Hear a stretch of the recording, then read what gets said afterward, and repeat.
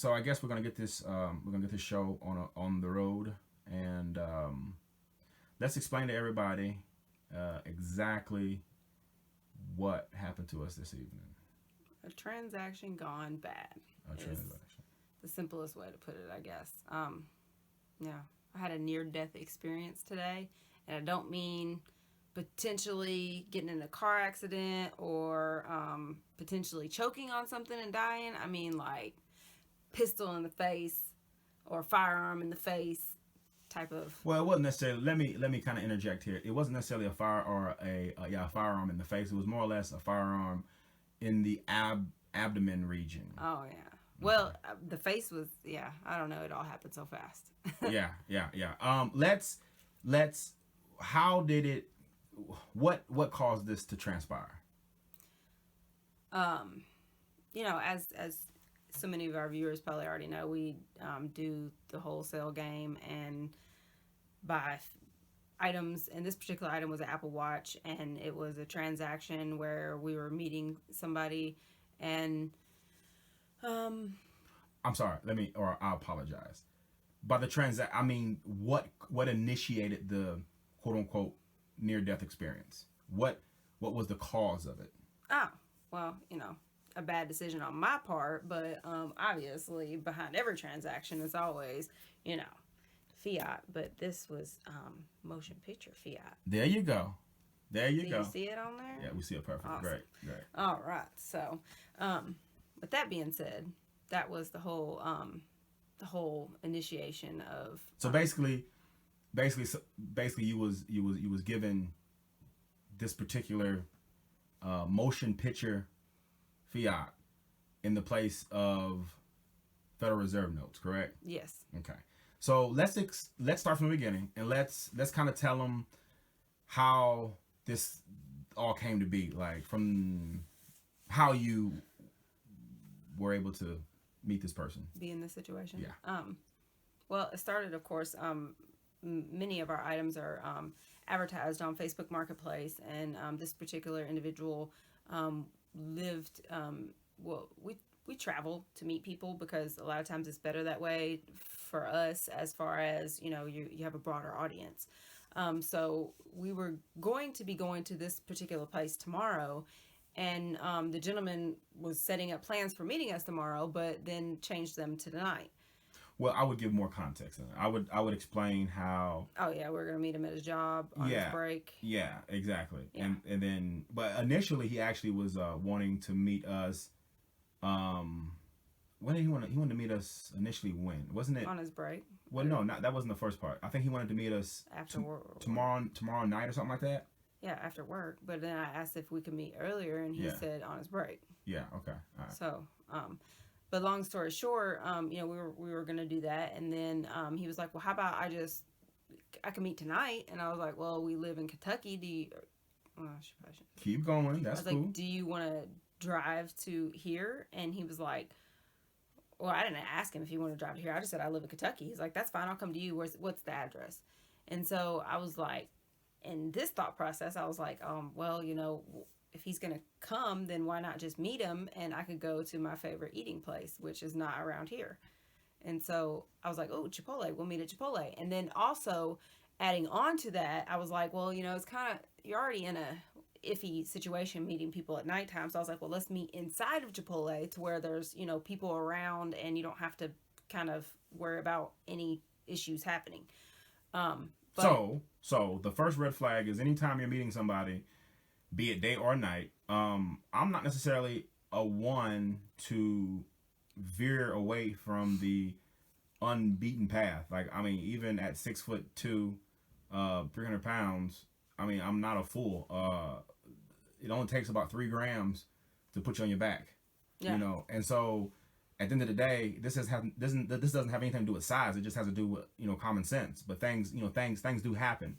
So by us attempting to meet at Chipotle, which we're already going to be going there like anyways for the most part, just because that's where we go a lot to eat.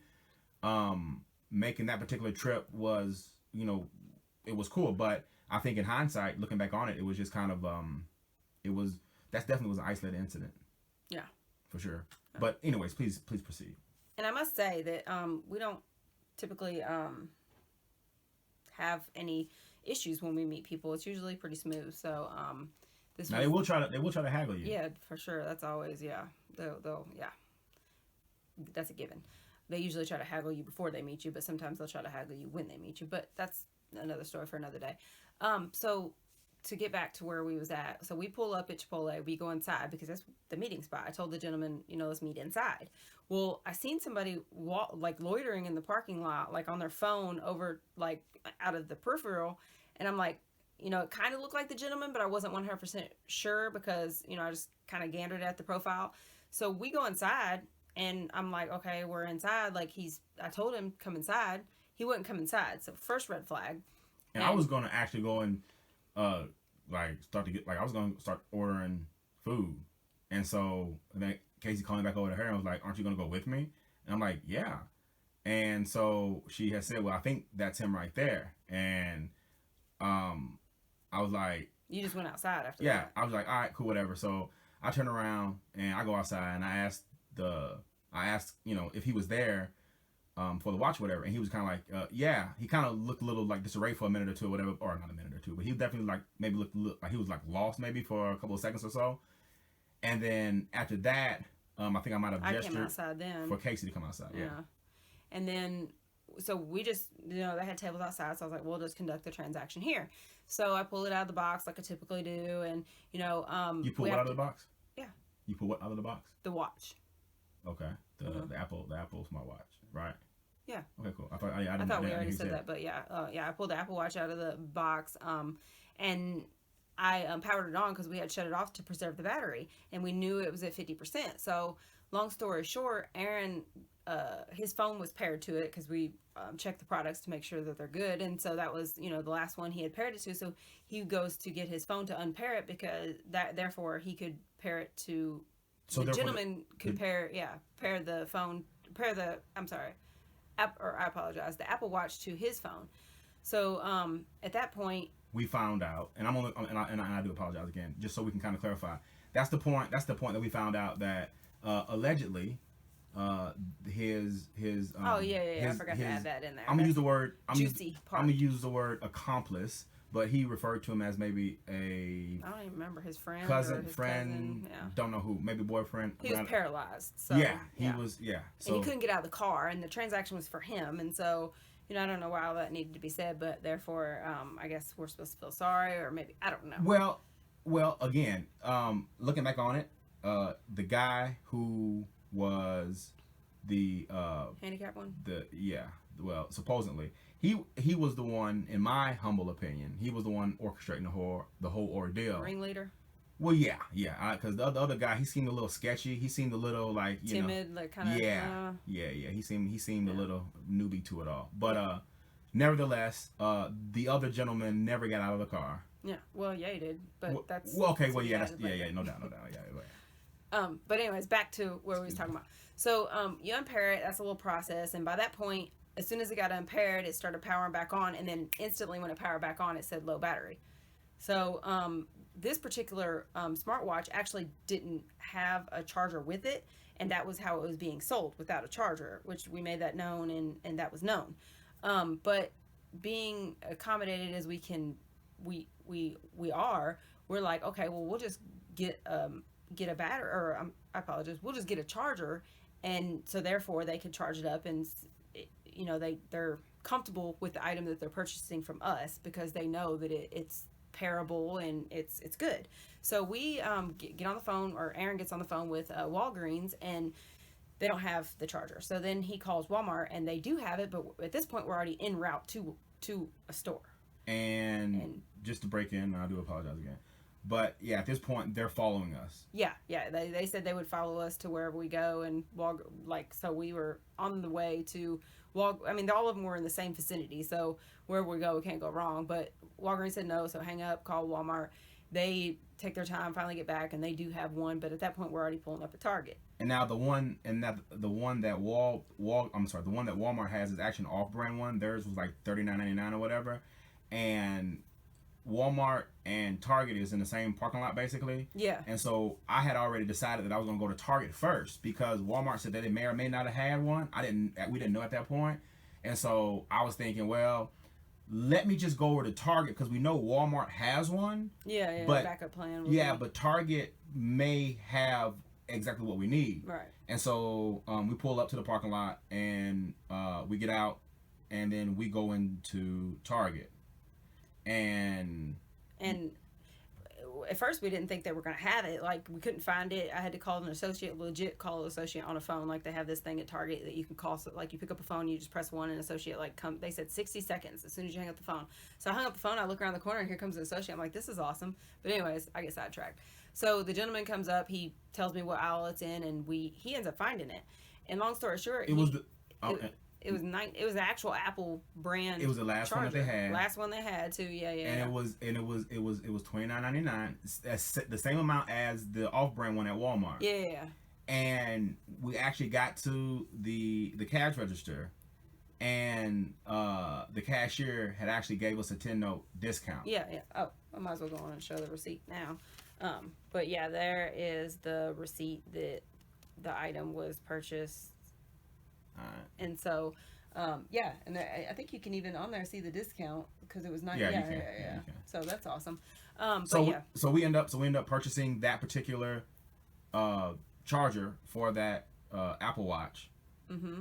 And I don't know. I don't know if you've seen it on the receipt, but the particular date is December 22nd, which is obviously close to the holiday season, and so. The stores was packed, and luckily we got in and got out. Long story short, we go back out to the car, we plug the charger up, and put the charger in, plug the watch on it, and trying to give it some juice. And as soon as that happened, the gentleman is coming to the door. No, that's not what's happening. So we sit in the car for a second. We let it charge for a minute. You called him over. Yeah, I signaled him to come over. And then he came over to the passenger side. I was sitting in the driver's seat. Casey was sitting in the passenger seat. Mm-hmm. So I'm pretty much telling Casey, "Hey, Casey, get all that stuff out of the floorboard over there and put it in the back seat. And let him jump out, there. let him jump in so he can make sure the Joker works or whatever." Yeah, we was gonna let him pair his phone to it, and to do that, you have to keep it on the charger, and so that's why we're gonna let him sit in the passenger side seat while he paired his phone to it, so he could see that it works and that it pairs to his phone and it works with his phone.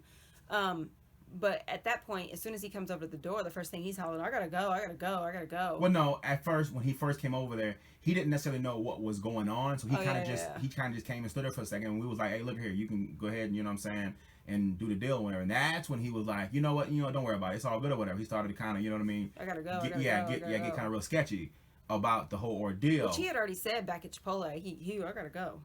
Well, yeah. And so then he ended up looking into the back seat where he's seen those. Oh, yeah.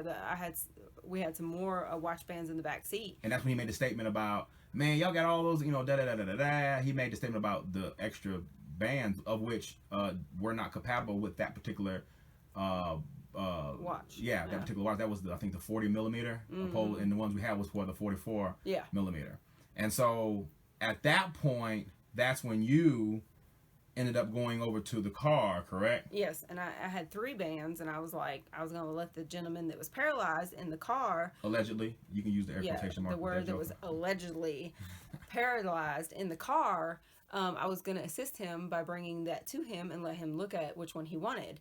And I had originally told them that I only had 2 that were compatible with it, and he was like, "Can I, Matt?" Or he said, "Can I have them both?" And I was like, "I guess, And I forgot to add that he haggled us about the price too, because he was like, "Oh, I thought it was $200," and he even agreed on. He brought up the price at $320. But long story short, so I take the bands over there, and the gentleman tried to get all 3 of the bands. Hold on a minute. I'm sorry. I do apologize again for like the third or fourth or like the fourth, fifth time. It's part of it. How is it that if you're gonna hand off some motion picture fiat, who cares how much it is, right? Right. Like why even care about? Oh, it's $200. You should be able to. I'm gonna give you $400. You see what I'm saying? Maybe they're trying to make it legit. But like make it seem like they wasn't gonna do us wrong.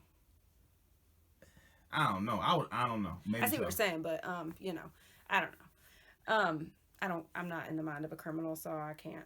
Anyways, so where was I at? Now we're talking about well, you were over there and you were talking about how he was I let him look at the bands. Yeah, okay, and he was trying to haggle me about the bands, and I'm like, it agitates me when people haggle me, because I'm like, I get that you want to get it for a lower price, but when you're trying to get 3 bands, we done gave you a charger, we went in the store and bought the charger a charger that you did not want to give them. I did want to give them. You didn't want to give it to them. Well, I didn't care, except for the fact that I know that we have other watches that doesn't have chargers, and so I'm like, okay, well, we'll just keep the charger. But we found out the cord was like super short anyway, and we're like, we'll just give it to him because we could be done with this. So we done went through the process, whatever.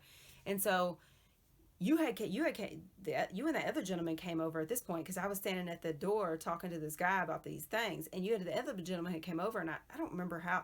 Like, I know somebody had the watch, obviously, because I just had. I had the watch. I had the watch still, but Casey deals with the finances. Yeah. That's just I personally don't like dealing with finances. I just And probably this is part of the reason, but it's a part of my belief system.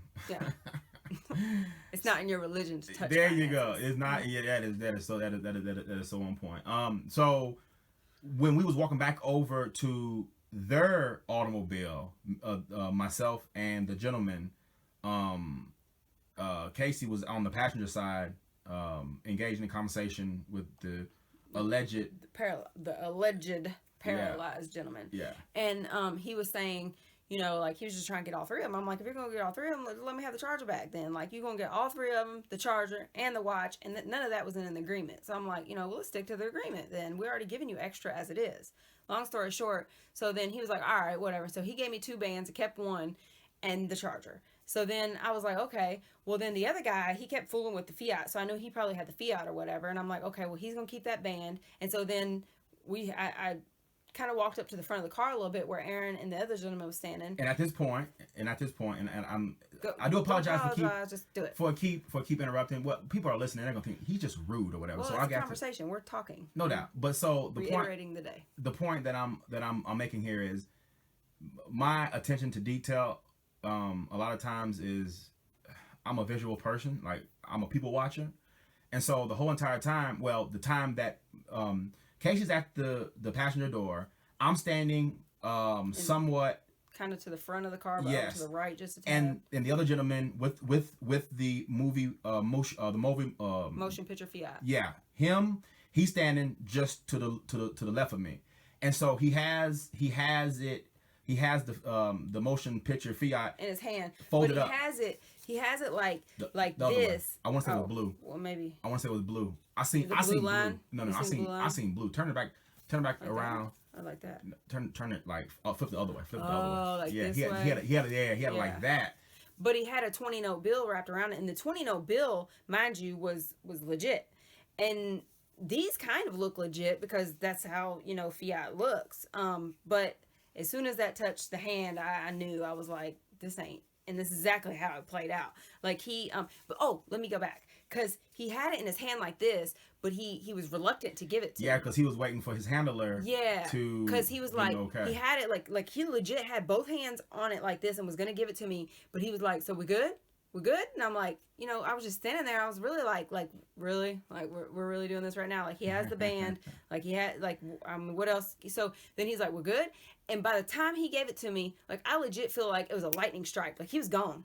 And, like, he was back at the driver's side door. And of course, you're always going to count the Fiat. And I, flip it. And I was like, this ain't real Fiat. I said, this is fake Fiat. And I looked up at Aaron, and I don't remember what. I think he was turning around to look at me. And I turned around and looked at the dude. And the dude was like, well, whatever. And he's getting in the driver's side door. And pause. Let's pause right there. Okay, so now we're about to make it, we're about to transition into the point where Casey kind of has an out-of-body experience. Yeah. And at this point, I'm not sure what to think, because Casey thinks for herself. She is her own woman. At the end of the day, can we really control anybody else? You know what I mean? I don't really think we can. I think there's ways we can probably motivate people to probably make a different decision. But in the moment, when somebody has basically just, slapped you in the face and robbed punched you in the gut. Yeah. You know what I'm saying? Like, be it night, night or day, light or dark, you're probably going to resort back to your natural habitat. All right, yeah. I definitely had a natural habitat, out-of-body, not thinking moment. And at this point, I just like I don't know, like it all happened like legit at the snap of a finger so fast that the first thing this mind was processing was, well, give it back. Like you didn't, you know. The guy in the passenger seat was not prepared. I don't think I was prepared. I don't think anybody was prepared. Well, here's the thing.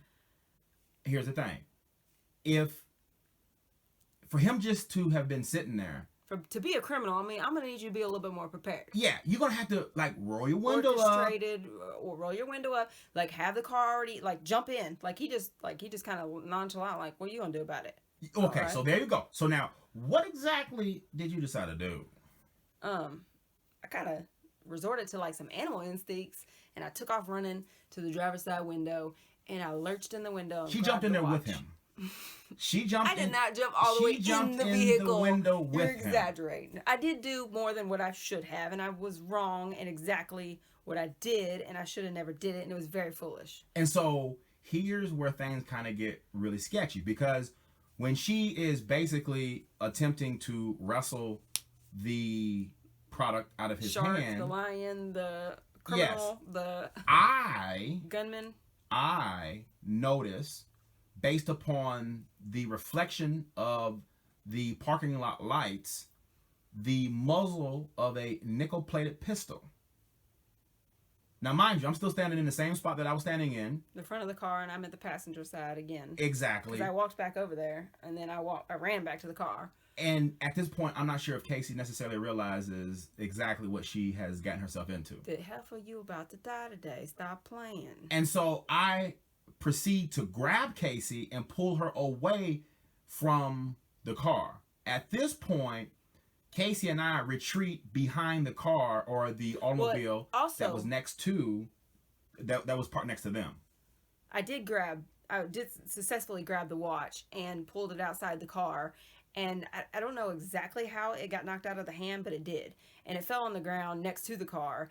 And I'm sure the watch fell out of it because the box was open, and everything fell. They pulled, everything hit the ground. They pulled up maybe 5 feet, stopped. The paralyzed gentleman proceeds to pull his legs out of the car, non-paralyzedly, and it must have been an act of God. Uh-huh. He gave him the strength to use his legs. That's right. And get out of the car. He needed that. He needed that Apple Watch clearly to get in contact with the motion picture fiat. What you said. So yeah, and he gets out of the car and proceeds to pick up whatever. And at this point, we took for cover, because I didn't see, like, I might have seen it and I just blacked out, because all I remember was, I don't know if Aaron said gun or I thought gun, but I thought, like, why are you doing this, you retard? And at that point, you're already in the situation, and Aaron was like, I heard him say Casey, and at that point, I was like, yeah, why? And so I'm pulling back, and when I pull back, I remember squinting, like, am I going to die right now? Is this guy going to shoot me? I think there's a gun involved, probably, because this is already sketchy. Like, what are you doing? Like, there's so many things racing through the brain, and it was almost like I could literally feel, like, a bullet penetrating through, like, the abdomen, because I was like, I knew I messed up. And at that point, that's when we retreat and we run around to the other side of the SUV that was parked next to the car. And I dropped the phone that I had in this little kangaroo pouch that was in the hoodie that I was wearing. It was a massacre. Like, everything was everywhere. Like I said, the Apple Watch hit the ground. They opened the door to get it, and they ran over the box. But obviously they got the watch because they drove off. They probably wouldn't have drove off without the watch. So yeah, it was just, could have all been prevented, but obviously, Because one of the things that he had said was, I forgot about that. Something about us, where the rest of the watches at. Y'all ain't got what y'all got? Y'all got any more of them? I guess they seen all them bands too, so they was like, them watch bands, they were like, oh yeah, I bet y'all got more watches since y'all got all those watch bands. And he was like, y'all ain't got more watch? And that was the time where he was like, are you good? Y'all ain't got no more watch bands that I could use some of this motion picture fiat to purchase? Yeah, because this is the movie. This ain't real life. You feel me? Right. Man. Please. Anyways. Well, I think this is going to wrap it up. We just kind of wanted to give you all a brief little rundown about what we had about our eventful day. Yes. Well, we can say they did buy us dinner tonight. Yeah. The 20 notes was real, and we had in mind to go to Chipotle, so we went back there and purchased our little meal, and so thank you for that. I mean, yeah. Because, I mean, off the humble, we just drive to Bowling Green to go to Chipotle just to be going to Chipotle. Man, 'cause what you that's the said? spot. What you said? I wish they could get that rice right, but other than that, I know that rice be al dente. Man. Chipotle need to get they need to get their lives together. and sometimes they need to cut out the rounds and or what do they call the rinds and the tomatoes. They Yeah, just be why putting don't they that- understand that? Don't want to eat on that, but you know I most people know. don't care about stuff like that. I don't I think. don't know, I don't guess. We But need to- hey, but Chipotle, Chipotle, we alright. mess with them. Chipotle, alright. You mess with them. I'm a tag along. You just roll along with I'm a it. plus one. I got them rewards too. Yeah. Yeah. Yeah.